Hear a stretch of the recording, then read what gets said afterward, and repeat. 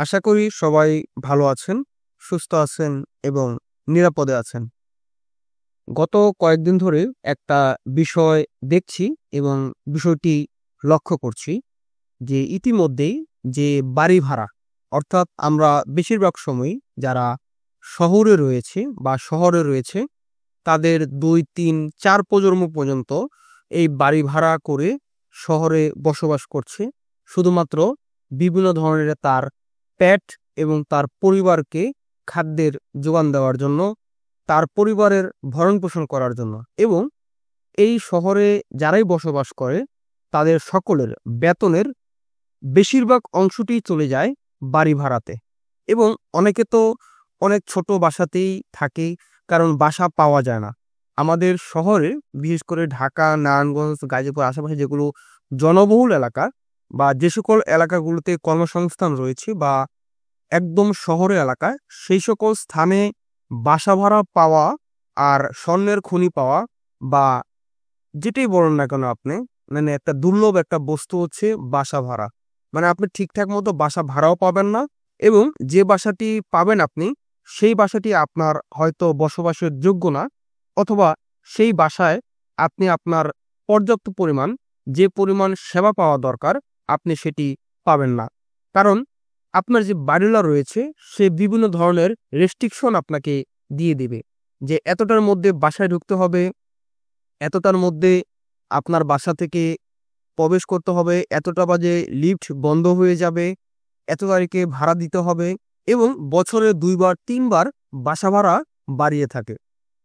এইবার এই বিষয়টি নিয়ে আমি দেখলাম যে ইতিমধ্যেই বাংলাদেশের যে সুপ্রিম কোর্ট রয়েছে, মহামান্য হাইকোর্ট রয়েছে, সেখানে ইতিমধ্যেই রিট করা হয়েছে একটি এবং রিটটি আর এছাড়াও শুধু রিট নয়, রিট তো নতুন জিনিস যেটা বর্তমানে কিছুদিন আগে করা হয়েছে এবং এই বিষয়ে যে একটি আইন, বাড়ি ভাড়া নিয়ন্ত্রণ আইন ১৯৯১ সালের একটি আইন রয়েছে।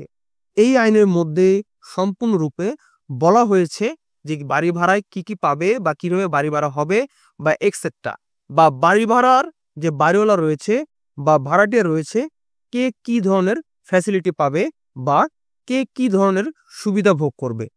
এই বিষয়টি বলা ছিল, যদিও কার্যকর ছিল না কিন্তু আইন ছিল। নতুন করে এই বিষয়টি আবার উপস্থিত হয়েছে বা উত্থাপিত হয়েছে এবং জনমনে সাড়া ফেলেছে এবং আশা করি এবার হয়তো কোনো ভালো কিছু হবে।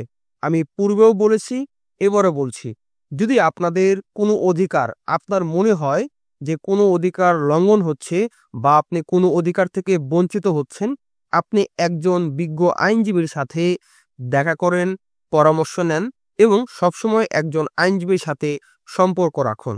আইনজীবী একমাত্র আপন ব্যক্তি যে আপনার অধিকারের জন্য, একমাত্র আপনার জন্য, আপনার অধিকারের জন্য লড়াই করে এবং আপনার কথাগুলো সব জায়গায় বলে। একজন আইনজীবী আপনার অধিকার নিশ্চয়তা করে, আপনার যে অধিকার রয়েছে, আপনার যে অভিযোগ রয়েছে সেই সবগুলোর যে দেখাশোনা বা প্রতিষ্ঠিত করা, যেটাই বলেন না কেন আপনারা, এই সবগুলো করে থাকে একজন আইনজীবী। এবং খুব ভালো লাগছে এই বিষয়টি দেখে যে এত আগে থেকে এই জিনিসটি থাকলেও এই জিনিসটি কার্যকর তেমন ছিল না। কারণ আপনি দেখবেন যখন আপনি কোনো বাড়ি ভাড়া নেন, যে আপনার চুক্তিপত্র রয়েছে সেখানে বাড়িওয়ালার একটা লম্বা লিস্ট এবং সেখানে তার কি অধিকার সেটা বলা আছে বা আপনার কি অধিকার সেই জিনিসটা কখনোই বলা থাকে না। তবে এবার আশা করি ভালো কিছু হবে।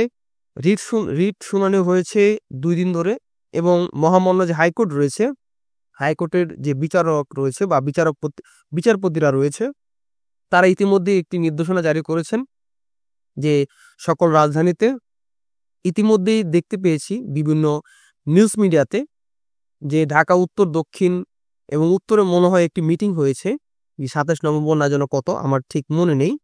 তবে আশা করি ভালো কিছু হবে এবং আশা রাখি এই দেশ এগিয়ে যাবে এবং এ দেশের মানুষজন সচেতন হবে। আপনি আপনার নিজের অধিকার সম্বন্ধে সচেতন হন, একজন আইনজীবীর সাথে সম্পর্ক রাখুন। ধন্যবাদ।